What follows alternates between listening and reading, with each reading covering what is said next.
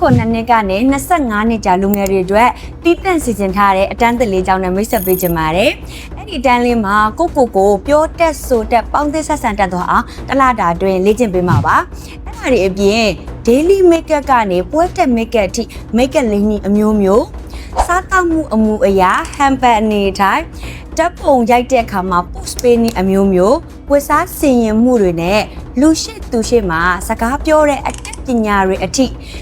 ကိုအစင်မြင့်တင်သွားနိုင်အောင်လို့လေ့ကျင့်သင်ကြားပေးမှာဖြစ်ပါတယ်။သင်ခန်းစာတွေကိုနိုင်ငံတကာအဆင့်မြင့်တရုံညွှန်းနှမ်းများအတိုင်းလည်းပြုစုလေ့ကျင့်သင်ကြားပေးမှာပါ။အဲ့ဒီသင်တန်းလေးမှာ teacher ကိုရိုင်းရော